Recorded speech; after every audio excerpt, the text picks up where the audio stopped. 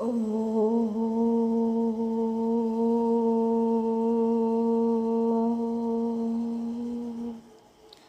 മഹാദേവ്യൈ നമഃ.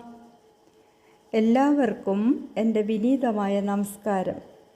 ഇന്ന് നമ്മുടെ 18ാമത്തെ പഠന ക്ലാസ്സാണ്.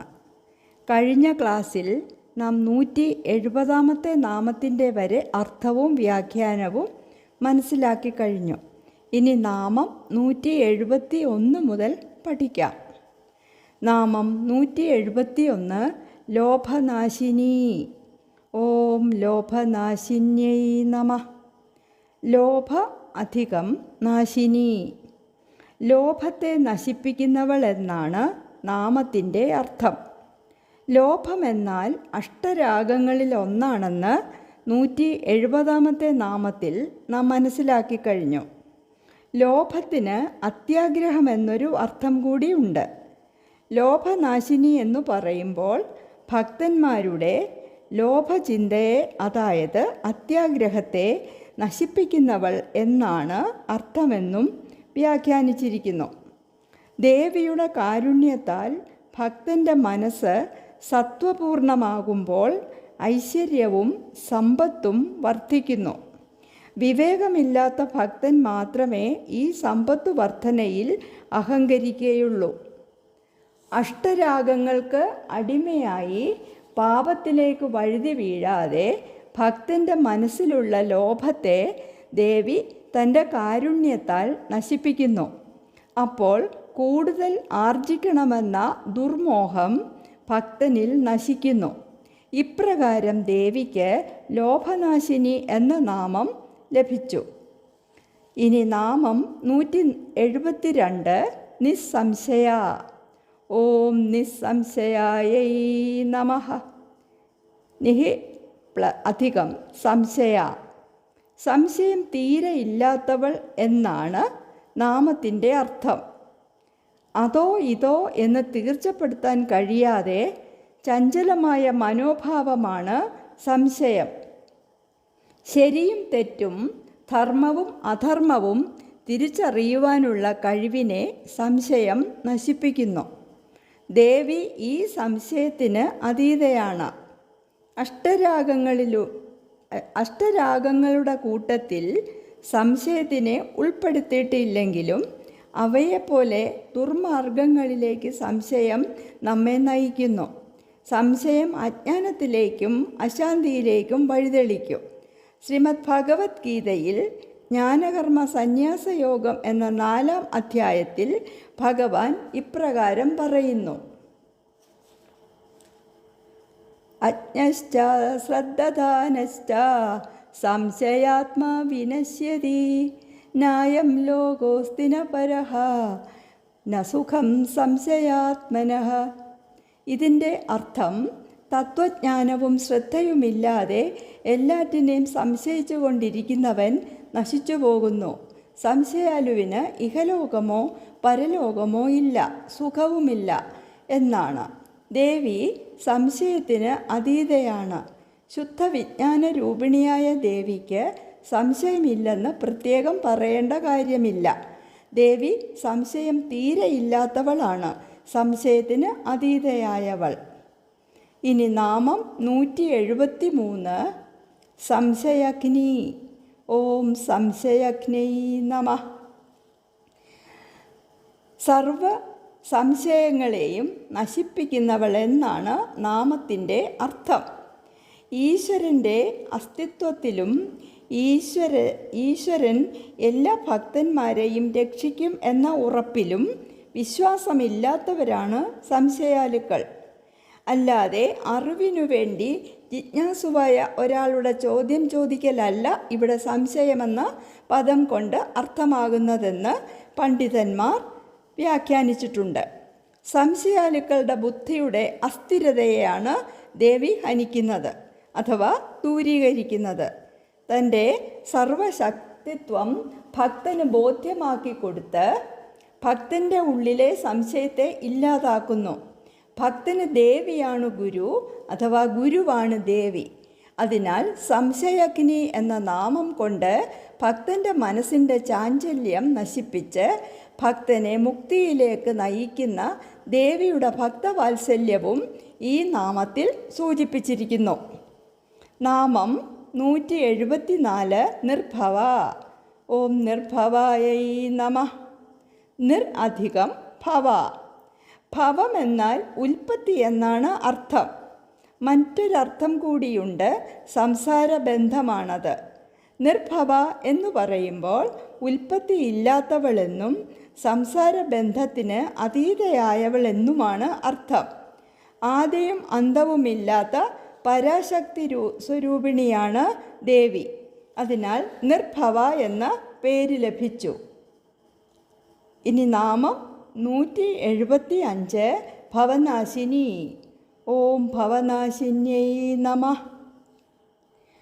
ഭവ അധികം നാശിനി, ഭവത്തെ നശിപ്പിക്കുന്നവൾ.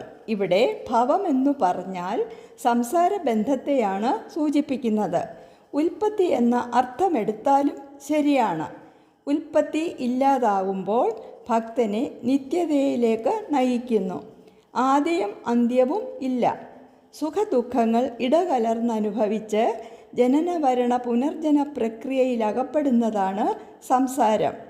ദേവി ഭക്തനെ ഭവത്തെ അഥവാ സംസാര ബന്ധങ്ങളെ നശിപ്പിച്ച് നിത്യതയിലേക്ക് നയിക്കുന്നു. അഹം വൈ മത്പരാൻ ഭക്താൻ ഐശ്വര്യം യോഗമാശ്രിതാൻ സംസാരസ്യാഗരാത്മാത് ഉത്തരാമ്യ ചിരേണതു. ഇത് ദേവി ഭാഗവതത്തിലുള്ളതാണ്. ഈശ്വരീയമായ യോഗത്തിലൂടെ എന്നെ ആശ്രയിക്കുന്ന ഭക്തരെ സംസാര സാഗരത്തിൽ നിന്ന് എന്നേക്കുമായി ഉദ്ധരിക്കുന്നതാണ് എന്നാണ് ഇതിൻ്റെ അർത്ഥം. ഈ ആശയം തന്നെയാണ് ശ്രീമദ് ഭഗവത്ഗീതയിൽ ഭക്തിയോഗം എന്ന 12-ാം അധ്യായത്തിൽ ഭഗവാൻ അരുളി ചെയ്യുന്നത്. 6ഉം 7ഉം ശ്ലോകങ്ങൾ. ഏതു സർവാണി കർമാണി മയി സന്യസ്യ മത്പരാഃ അനന്യേനൈവ യോഗേന മാം ധ്യായന്ത ഉപാസതേ തേഷാമഹം സമുദ്ധർത്ത മൃത്യുസംസാരസാഗരാത് ഭവാമി ന ചിരാത് പാർത്ഥ മയ്യാവേശിതചേതസാം. ആരാണോ സർവകർമ്മങ്ങളും എന്നിൽ സമർപ്പിച്ച് എന്നെ തന്നെ പരമലക്ഷ്യമായി കരുതി മാറാത്ത ആ ഒരേ ഒരു ലക്ഷ്യത്തിൽ തന്നെ മനസ്സുറപ്പിച്ച് പരമ്പൊരുളായ എന്നെ ധ്യാനിച്ചുകൊണ്ട് ഉപാസിക്കുന്നത്, ഞാൻ വൈകാതെ മൃത്യുസംസാര സാഗരത്തിൽ നിന്ന്, അതായത് സംസാര ദുരിതങ്ങളിൽ നിന്ന് അവരെ കരകയറ്റുന്നു.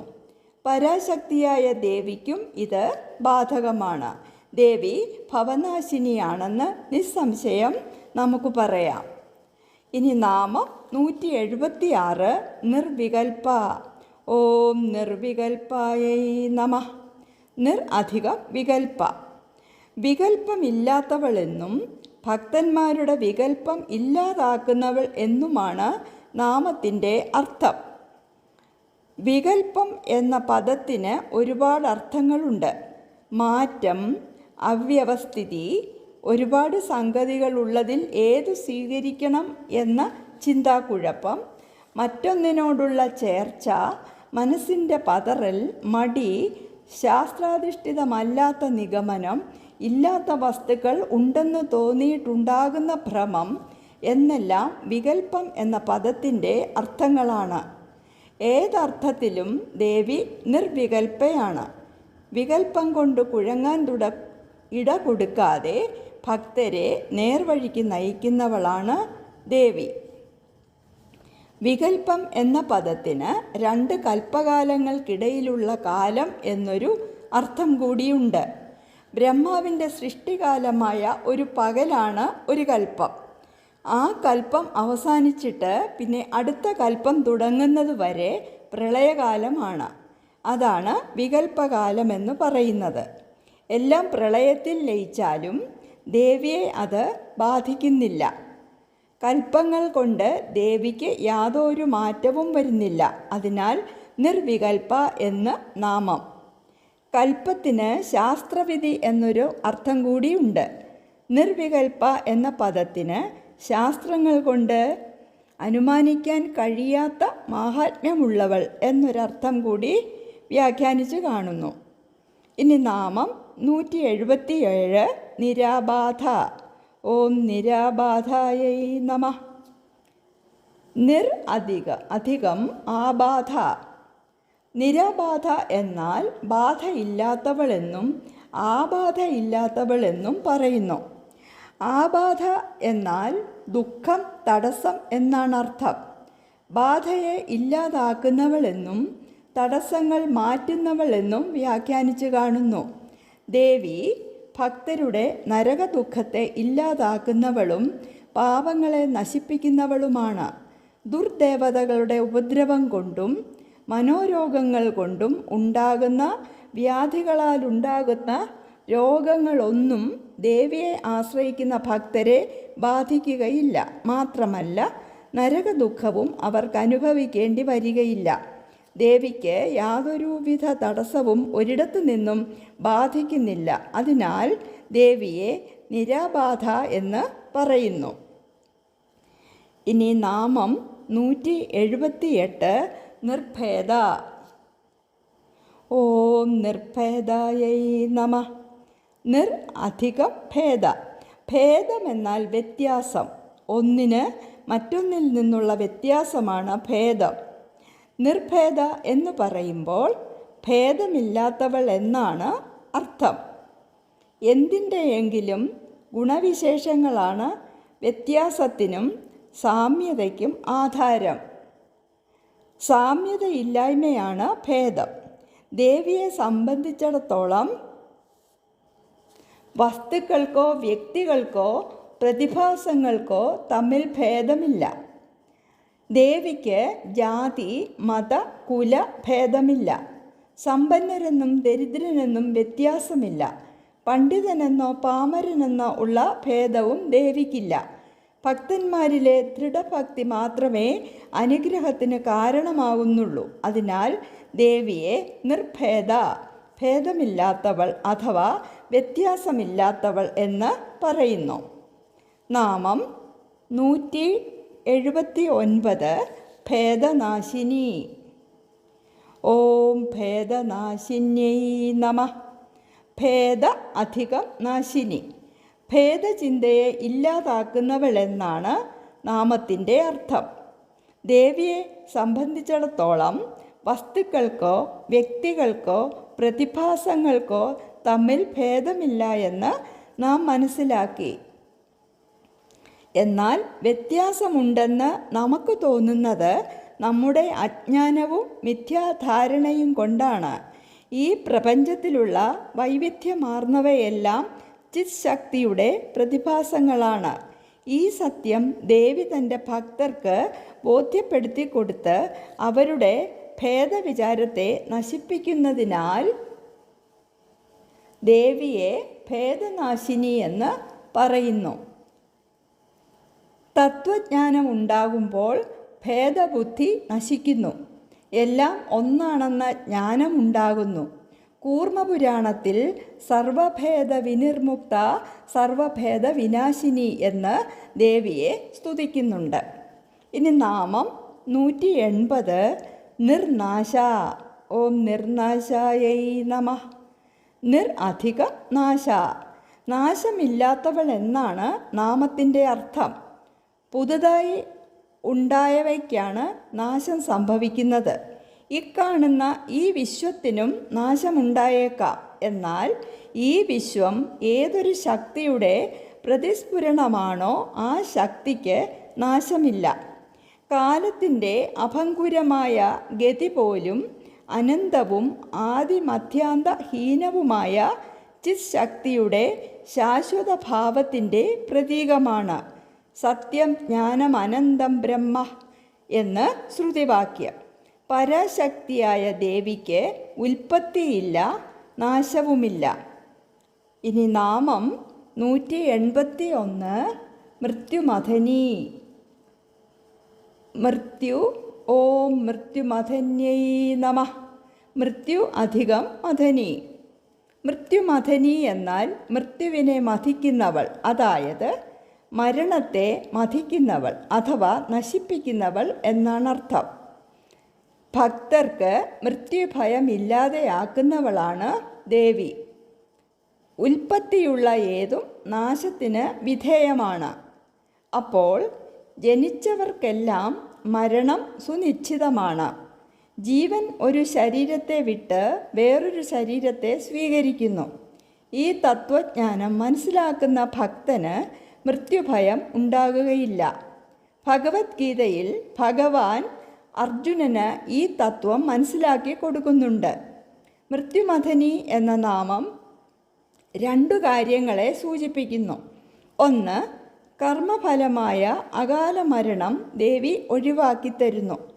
വിധിയെ തന്നെ മാറ്റാൻ പരാശക്തിയുടെ അനുഗ്രഹത്തിന് കഴിയും. ദേവിയുടെ ഉപാസന കൊണ്ട് ആയുസ് നീട്ടിക്കിട്ടുന്നു. രണ്ടാമതായി, ജനന മരണങ്ങളുടെ ആവർത്തനം കൊണ്ട് ദുഃഖപൂർണമായ സംസാര ദുഃഖത്തിൽ നിന്ന് ശാശ്വതമായ മുക്തി നൽകി ദേവി തൻ്റെ ഭക്തരെ മരണഭയത്തിൽ നിന്ന് മോചിപ്പിക്കുന്നു. കാലകാലനായ ശ്രീപരമേശ്വരനിൽ നിന്ന് ദേവി അഭിന്നയാണ്. മൃത്യുമഥനൻ എന്ന പരമശിവൻ്റെ പര്യായ നാമത്തിൻ്റെ ശ്രീലിംഗ രൂപമാണ് മൃത്യുമഥനി എന്നും വ്യാഖ്യാനിച്ചു കാണുന്നു. ഇനി നാമം 182 നിഷ്ക്രിയ. ഓം നിഷ്ക്രിയായൈ നമഃ. നിഷ്ക്രിയ എന്നാൽ ക്രിയാരഹിതയായവൾ, വിഹിത നിഷിദ്ധ രൂപങ്ങളായ ക്രിയകളോട് കൂടാത്തവൾ, ക്രിയ ഇല്ലാത്തവൾ എന്നെല്ലാം അർത്ഥമുണ്ട്. സർവപ്രവർത്തനങ്ങൾക്കും ആധാരഭൂതയായ പരാശക്തി ഏതെങ്കിലും ക്രിയ ചെയ്യുന്നുവെന്ന് പറയാനാവില്ല. പ്രപഞ്ച സൃഷ്ടി തുടങ്ങിയവയ്ക്ക് പ്രേരണ നൽകുന്നുണ്ടെങ്കിൽ പോലും അത് ചെയ്യുന്നത് ദേവിയുടെ സൃഷ്ടികളാണ്.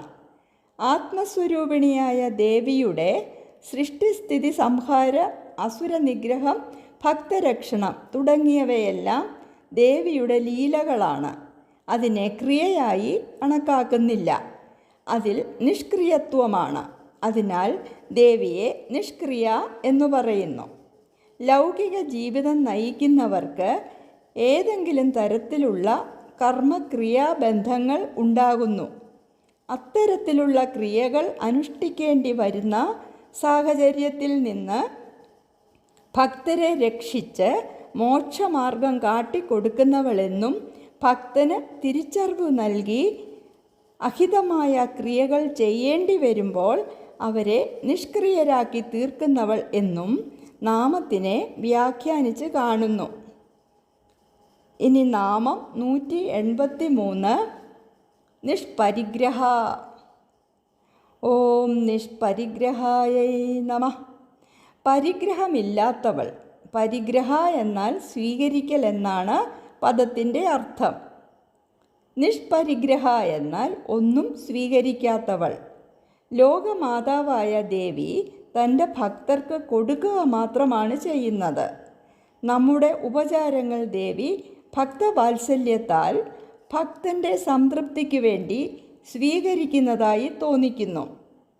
നിവേദ്യം, ഉപഹാരം, പൂജ എന്നിവയെല്ലാം സമർപ്പിക്കുന്ന ഭക്തൻ്റെ ഭക്തിഭാവത്തെയും സമർപ്പണഭാവത്തെയും കണ്ടിട്ട് ദേവി സന്തോഷിക്കുകയും ഭക്തനെ അനുഗ്രഹിക്കുകയും ചെയ്യുന്നു. ഭക്തന്മാരുടെ സന്തോഷത്തിനു വേണ്ടിയല്ലാതെ തനിക്കായി ദേവി ഒന്നും പരിഗ്രഹിക്കുന്നില്ല. നിഷ്പരിഗ്രഹയാണ് ഭുവനേശ്വരി. 183 വരെയുള്ള നാമങ്ങളുടെ അർത്ഥം നാം മനസ്സിലാക്കി കഴിഞ്ഞു. ഇനി 184 മുതലുള്ള നാമങ്ങളുടെ അർത്ഥവും വ്യാഖ്യാനവും ഓഗസ്റ്റ് മാസം 2-ാം തീയതി വെള്ളിയാഴ്ച പറയാം. എല്ലാവരെയും ദേവി അനുഗ്രഹിക്കട്ടെ. ഓം ശ്രീ മഹാദേവ്യൈ നമഃ.